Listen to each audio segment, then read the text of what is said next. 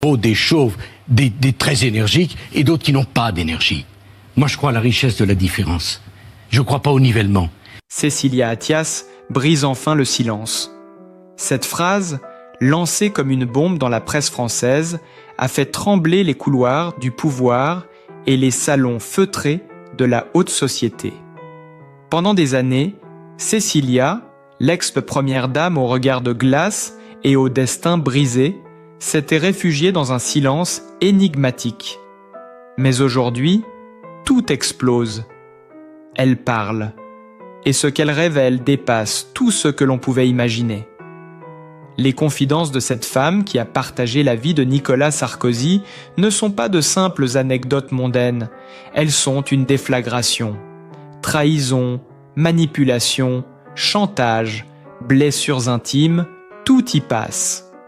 Derrière les sourires officiels, les clichés parfaits et les discours policés, se cachait une vérité insoutenable. Celle d'une femme piégée dans un monde où le pouvoir et la passion s'entre-déchiraient. Pourquoi avoir attendu si longtemps? Parce que, dit-elle, le moment n'était pas venu. Parce que certaines pseudo-vérités sont trop dangereuses pour être dites à chaud. Mais le poids du mensonge l'étouffait. Alors, face aux caméras, la voix tremblante mais déterminée, Cécilia Attias a tout lâché. Et la France entière retient son souffle. Les proches s'indignent, les anciens conseillers paniquent, les journalistes s'enflamment, les réseaux sociaux s'embrasent. Chacun y va de son commentaire, de son jugement, de sa théorie. Les révélations de Cécilia ne sont plus un simple témoignage. C'est un séisme politique, sentimental et médiatique. Elle, qui avait juré de ne plus jamais replonger dans la lumière, se retrouve aujourd'hui au centre d'une tempête qu'elle seule pouvait déclencher. Son aveu, brutal et bouleversant, remet en cause l'histoire qu'on croyait connaître. Et pour la première fois, derrière l'image de la femme froide et distante, apparaît une vérité nue, humaine, tragique. Cécilia Attias n'est plus un symbole. Elle est redevenue une femme. Une femme qui, après tant d'années d'ombre, choisit enfin de dire sa vérité, quitte à tout faire exploser. Cécilia Attias a parlé d'une voix posée, presque froide, mais chaque mot qu'elle prononçait semblait trancher l'air comme une lame. Dans une salle feutrée, sous les projecteurs d'une émission spéciale, diffusée en direct sur la chaîne nationale, elle a commencé par une phrase que personne n'oubliera. « J'ai vécu dans un mensonge, orchestré, un rôle qu'on m'a imposé, une vie qui n'était pas la mienne. » Le silence qui suivit fut glaçant. Les journalistes, stupéfaits, cherchaient leurs mots. Les caméras zoomaient sur son visage, captant ce mélange déchirant de dignité et de douleur. Elle n'a pas cherché à se faire plaindre, elle a simplement décidé de tout dire, d'exposer ce que des années de secret avaient enfoui. Cécilia a évoqué les coulisses d'un mariage présidentiel présenté comme parfait, mais rongé par la solitude, la surveillance, la manipulation. Elle a décrit des nuits entières sans sommeil, les téléphones qui sonnaient à l'aube, les conversations murmurées dans les couloirs de l'Élysée, les regards méfiants des conseillers. Elle a parlé d'un monde où la tendresse se mesurait en apparitions publiques et où chaque geste intime devenait une stratégie politique. Puis, d'une voix tremblante, elle a lâché une phrase qui a glacé tout le plateau. Il y a eu des menaces, des pressions et des secrets que j'ai dû porter seule pour protéger mon fils. L'onde de choc fut immédiate.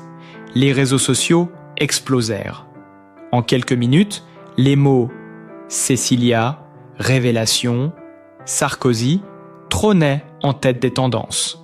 Les anciens proches du couple tentèrent de minimiser, certains parlèrent de fragilité émotionnelle, d'autres d'un coup de communication, mais rien ne pouvait atténuer la force brute de son aveu.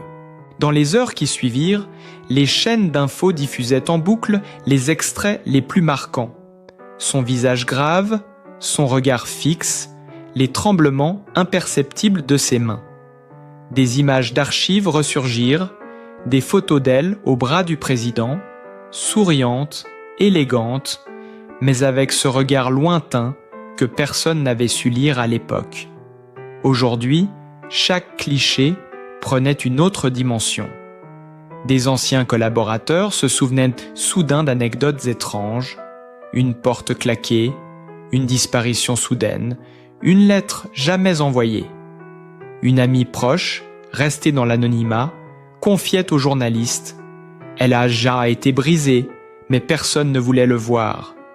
Elle devait incarner la perfection coûte que coûte. » Pendant ce temps, Cécilia poursuivait son récit, sans détour, sans pause, comme si retenir quoi que ce soit risquait de la faire exploser de l'intérieur. Elle a évoqué le poids des apparences, la douleur de devoir sourire quand tout s'effondre, la peur d'être effacée de l'histoire. Elle a raconté les moments de panique, les crises d'angoisse dans les loges, les mots durs échangés derrière les rideaux avant les cérémonies officielles. Elle a parlé de sa fuite, ce fameux départ en Suisse, présenté alors comme un caprice, mais qui n'était en réalité qu'un cri d'alarme étouffé. Les journalistes, hypnotisés, notaient frénétiquement. Chaque phrase de Cécilia était une mèche allumée, prête à enflammer un nouveau scandale. Dans la rue, les réactions se mêlaient entre stupéfaction et compassion.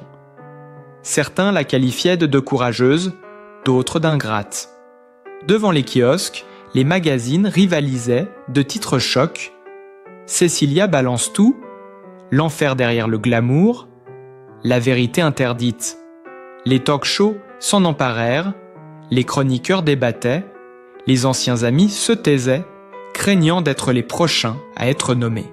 Et pendant ce temps, dans son appartement new-yorkais, Cécilia regardait les images de sa propre confession repassées à la télévision, comme si elle découvrait elle-même la portée de ces mots. Ses proches la décrivent dévastée mais soulagée, consciente que ce qu'elle venait de faire allait bouleverser à jamais l'histoire de son nom. Car ce n'était pas seulement une histoire d'amour brisé, ni une vengeance tardive. C'était le cri d'une femme que la France croyait connaître, mais qui, pour la première fois, apparaissait sans masque, sans phare, sans protection. Elle avait choisi de ne plus jouer le rôle que d'autres avaient écrit pour elle. Et ce soir-là, sous la lumière crue des projecteurs, Cécilia Attias ne dénonçait pas seulement un homme, elle dénonçait un système, une époque, une illusion collective. Les mots jaillissaient encore chargés de rancune, de douleur, mais aussi d'une étrange forme de libération. Les visages des journalistes, livides, en disaient plus que toutes les analyses. Dans les coulisses, on parlait déjà de l'affaire Attias, d'une tempête politique à venir, de noms susceptibles d'être éclaboussés. Un frisson parcourait Paris. La vérité, longtemps tue, venait de trouver une voix, et cette voix, c'était celle de Cécilia. Les heures qui suivirent furent d'une intensité presque irréelle. Chaque mot de Cécilia semblait encore résonner dans l'air, comme une détonation lente et continue. Les rédactions s'agitaient, les émissions spéciales se multipliaient, les experts en communication s'invitaient sur tous les plateaux pour décortiquer le beau moment Attias. Mais au-delà du tumulte médiatique, c'est la dimension humaine qui bouleversait le pays. Dans les cafés, on chuchotait son nom, dans les salons parisiens, on feignait la surprise tout en échangeant des regards lourds de sous-entendus. Une femme qui ose dire la vérité sur un monde bâti sur le secret, voilà ce qui dérangeait le plus. Cécilia, jusque-là perçue comme distante, presque hautaine, apparaissait soudain terriblement humaine, vulnérable, mais d'une force inouïe. Des extraits inédits de son entretien commencèrent à circuler sur les réseaux. Dans l'un d'eux, elle murmurait presque « On m'a demandé de me taire, de sourire, de pardonner, mais le silence, c'est une prison. Une phrase devenue virale en quelques heures, reprise sur des milliers de publications, accompagnée de photos en noir et blanc où elle apparaissait, les yeux baissés, comme écrasée par le poids de son propre passé. Une autre séquence fit encore plus de bruit. Le moment où elle évoque une lettre cachée, un document qui, selon elle, pourrait tout changer. Cette lettre, écrite il y a des années et jamais rendue publique, serait, selon ses mots, la preuve ultime que la vérité avait été enterrée vivante. Personne ne savait ce qu'elle contenait, mais la simple allusion suffisait à plonger tout Paris dans un état de fièvre. Les proches de l'ancien président s'organisèrent en urgence. Certains nièrent, d'autres se murèrent dans le silence. Des avocats furent donc contactés, des communiqués préparés à la hâte. Les paparazzis campaient devant son immeuble, espérant une nouvelle déclaration, une réaction, un détail inédit. Des images volées la montrèrent sortant de chez elle, seule, vêtue simplement d'un manteau beige, les traits tirées, le regard fixe comme absente.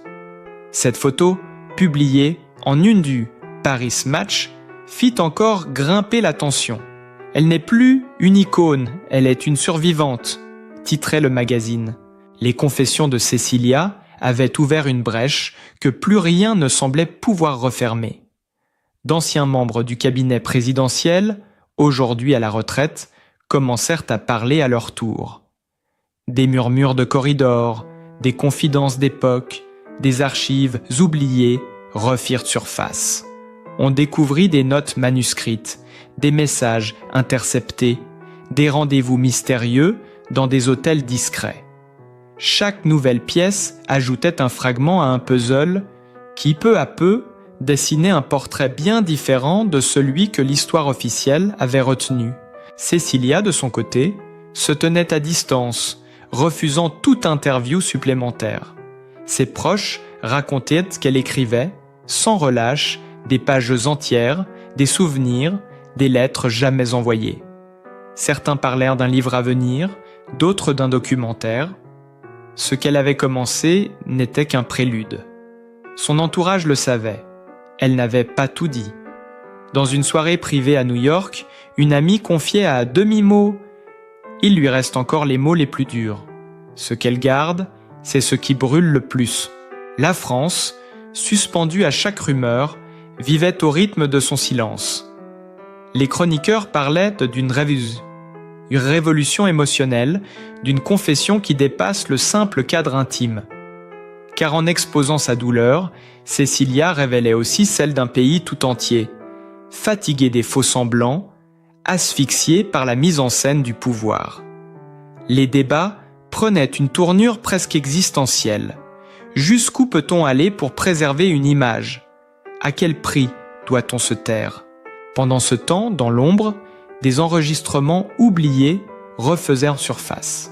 Des images de réception à l'Élysée, où son regard fuyait la caméra, des micros captant des fragments de phrases où transparaissait la tension derrière les sourires.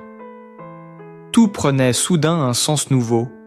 Les analystes parlaient d'un puzzle émotionnel, d'une femme qui, en retrouvant sa voix, avait forcé tout un pays à se regarder dans le miroir. Et pourtant, au milieu de cette tempête, Cécilia restait insaisissable. Ni héroïne, ni victime. Juste une femme qui refusait de se taire davantage. Une femme qui, après des années de mensonges étouffés, avait compris que la vérité, même douloureuse, valait mieux que le silence doré des palais. Son nom, désormais, n'était plus celui d'une ancienne première dame, mais celui d'un symbole de rupture, de courage et de renaissance. Et quelque part, dans ce chaos de lumière, de flashs et de murmures, on sentait qu'elle n'en avait pas encore fini. Les jours suivants prirent une tournure presque irréelle, comme si la France entière retenait son souffle dans l'attente du prochain mot, du prochain geste de Cécilia. Les journaux se disputaient les moindres détails de son passé, chaque cliché, chaque extrait d'interview ressurgi devenait une pièce à conviction dans le grand procès médiatique qu'elle venait, malgré elle, de déclencher. Les rédacteurs en chef parlaient d'un avant et d'un après Cécilia Attias. Le pays vibrait au rythme de ces révélations. Dans les rues de Paris, sur les plateaux télé, jusque dans les dîners mondains, on ne parlait plus que d'elle. Certains y voyaient l'aveu d'une femme blessée, d'autres un acte politique déguisé, mais tous s'accordèrent sur un point: jamais depuis des décennies, une confession n'avait secoué à ce point la République. Une vidéo inédite fit alors surface, tournée à huis clos, quelques jours avant l'interview publique. On y voyait Cécilia, assise dans une pièce dépouillée, un carnet entre les mains, écrivant nerveusement. Elle s'interrompt, lève les yeux vers la caméra et dit, d'une voix presque étouffée, « Il y a des vérités qu'on ne dit pas, parce qu'elles détruisent tout. Mais parfois, c'est la seule façon de survivre. » Cette phrase, diffusée sur toutes les chaînes, fut comme un uppercut. Le visage de Cécilia, à la fois digne et brisé, devint le symbole d'un mal plus profond, celui du poids du silence que portent tant de femmes. Les proches de l'ancien président, eux, se barricadèrent. On parla de réunions secrètes, de stratégies de riposte, d'avocats mobilisés jour et nuit. Les tabloïds britanniques flairèrent l'odeur du scandale international et s'emparèrent de l'affaire. The Daily Mail titrait en une « The French First Lady Who Dared to Speak ». L'image d'une Cécilia, en pleurs, capturée par un photographe caché derrière une haie, fit le tour du monde. La presse américaine, fascinée par la dramaturgie à la française, évoquait une tragédie shakespearienne en plein Paris. Pendant ce temps, des témoignages anonymes commençaient à s'accumuler. Une ancienne maquilleuse de l'Élysée affirma avoir entendu des cris derrière les portes fermées. Un conseiller racontait avoir vu Cécilia quitter une réunion en larmes. D'anciens amis du couple racontaient des scènes glaçantes, des échanges d'une froideur clinique, des regards qui disaient plus que 1000 mots. Et partout, ce sentiment grandissant que la vérité ne faisait que commencer à émerger. Une rumeur se mit alors à courir. Un carnet secret, tenu par Cécilia durant ses années à l'Élysée, existerait bel et bien. Des pages entières de confidences, de dates, de noms, de détails, qui pourraient, selon certaines sources, faire tomber plus d'une légende politique. Des journalistes affirmaient avoir aperçu ce carnet. D'autres juraient qu'il avait été transmis à un éditeur new-yorkais. Le mystère ne faisait qu'attiser la fascination collective. Les chaînes de télévision proposaient des reconstitutions, des documentaires express, des débats où les chroniqueurs s'écharpaient sur la légitimité de sa démarche. Les uns parlèrent de courage, les autres de trahison. Mais dans la rue, dans les commentaires en ligne, c'était une autre voix qui dominait, celle d'une France émue, bouleversée, reconnaissant dans le regard fatigué de Cécilia quelque chose d'universel. La lassitude, la peur, la solitude d'une femme qui avait trop longtemps joué un rôle. Les psychologues, invités sur les plateaux, parlaient d'un syndrome classique de femme effacée par le pouvoir masculin. Les féministes saluaient son audace. Les traditionalistes la fustigeaient. Les lignes de fracture habituelles s'effaçaient pour laisser place à un débat plus intime. Que vaut la vérité quand elle menace tout un empire d'apparence? Et tandis que Paris s'enflammait, une scène glaçante fut rapportée par un témoin. Une nuit, peu après son interview, Cécilia aurait été vue marchant seule le long de la Seine, les mains dans les poches, tête baissée, entourée seulement par le murmure de l'eau et le vent. Elle semblait parler toute seule, comme si elle se répétait quelque chose, confia le témoin à un hebdomadaire. On aurait dit qu'elle se préparait à un nouveau combat. Le lendemain, son entourage annonça qu'elle quittait temporairement la France. destination inconnue. Certains parlèrent de Genève, d'autres de New York. Mais une chose était sûre, le silence revenait. Lourd, menaçant, plein de promesses inachevées. Les médias, frustrés mais captivés, se mirent à spéculer sur la suite. Un livre, un film, une autre confession, chaque hypothèse devenait une manchette. Cécilia, désormais invisible, planait sur le pays comme une ombre. Son nom suffisait à faire grimper les audiences. Ses mots étaient disséqués, interprétés, amplifiés. Ce qui avait commencé comme une simple confession personnelle s'était transformé en une onde sismique culturelle et politique. Dans les cafés, on murmurait que rien ne serait plus jamais comme avant, que cette femme, celle que la France avait jadis regardée comme une statue de marbre, venait de fissurer le mythe du pouvoir à la française. Et pourtant, au fond, personne ne savait encore ce qu'elle avait réellement révélé, ni ce qu'elle s'apprêtait à révéler encore. Les semaines qui suivirent plongèrent la France dans un état d'obsession presque maladive. Chaque apparition de Cécilia, chaque photo volée, chaque mot de son entourage alimentait un feu médiatique qu'aucune mise au point ne pouvait éteindre. Les talk-shows ne parlaient plus que d'elle, les analystes s'affrontaient en direct. Les journalistes fouillaient les archives, les boîtes mail, les carnets d'adresses de l'Élysée. L'affaire Athias n'était plus seulement une histoire intime, c'était devenu une question nationale, un miroir tendu à tout un pays sur sa propre hypocrisie. Dans les librairies, les ventes de biographies explosaient. Le public voulait comprendre, décoder, saisir la mécanique du silence qui, pendant des années, avait recouvert de dorures les blessures d'une femme. Puis un soir, un nouveau coup de tonnerre frappa la presse. Un extrait sonore, publié anonymement sur Internet, fit surface. On y reconnaissait la voix de Cécilia, calme mais chargée d'une intensité froide, confiant à une amie « Il y a eu des choses qu'ils m'ont fait promettre d'emporter dans la tombe, mais je ne leur dois plus rien. » La phrase tourna en boucle sur toutes les chaînes. Qui était ce « il » ? Quelle vérité restait encore enterrée ? Le mystère s'épaississait, la tension montait. Dans les rédactions, les journalistes parlaient d'une bombe à retardement. Pendant ce temps, les soutiens se multipliaient.